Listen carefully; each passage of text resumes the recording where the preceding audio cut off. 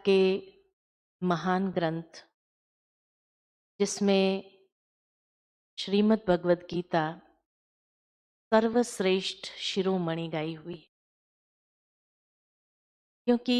दुनिया का ये एकमात्र ग्रंथ है कि जिसमें भगवान वाच शब्द आता है, यानी God speaks in the first person. दूसरे जितने भी दुनिया के ग्रंथ है, कोई भी धर्म के, किसी महान आत्मा की वाणी है, दिव्य आत्माओं की वाणी है, लेकिन श्रीमद् भगवद गीता भगवान का गाया हुआ मधुर गीत है। श्रीमद् भगवद गीता इसीलिए महान है क्योंकि उसमें सभी वेदों का सार समाया हुआ है। साथ ही साथ श्रीमद् भगवद गीता को माता की उपमा दी गई है कि जिस तरह एक माँ अपने बच्चे के अंदर अच्छे संस्कारों का सिंचन करती है, कि किसी तरह श्रीमद् भगवद गीता भी पूरी मानव जाति के लिए अच्छे संस्कारों का सिंचन करने का कार्य करती है।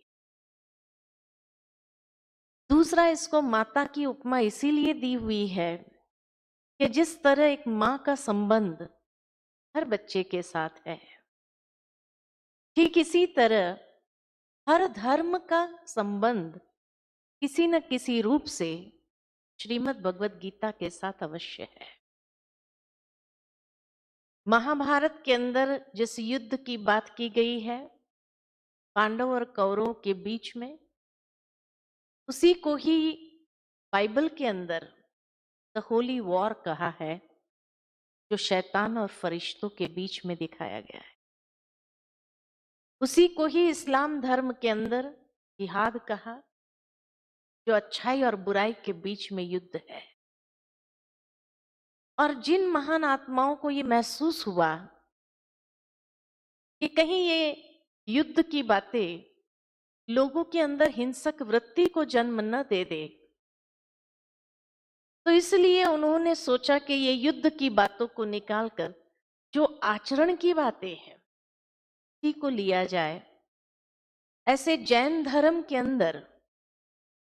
सिर्फ जितेंद्रिय होने की बातें हैं, अर्थात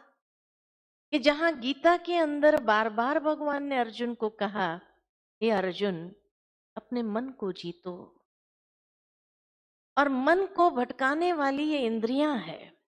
इसीलिए तुम ये इंद्रियों के ऊपर संयम प्राप्त करो, उसको जीतो। तो जितेंद्रिय होने की बातें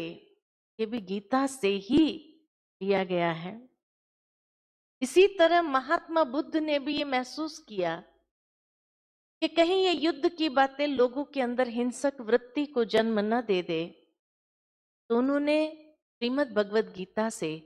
कर्म योग को उठाया कि कर्म ही धर्म है, अच्छे कर्म करने की आवश्यकता है। इसीलिए उन्होंने किसी मूर्ति पूजा में किसी को नहीं जोड़ा, लेकिन कर्म पर जोर देते हुए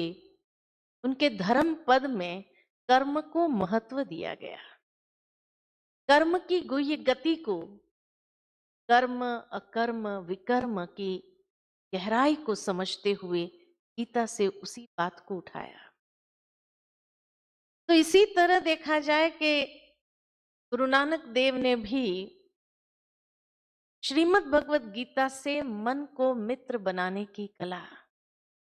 मन जीते जगत जीत, इस तरह से बना जाता है कि जहां भगवान ने भी अर्जुन को छठे अध्याय में मन को मित्र बनाने की कला बताई है।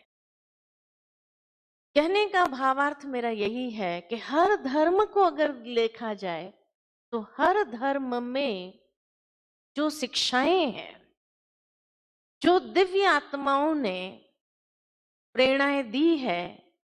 वो परमात्मा के ही महावाक्यों से प्रेरित होकर के उन बातों के ऊपर फोकस करते हुए लोगों को उस पर अटेंशन खिंचवाने का कार्य किया है।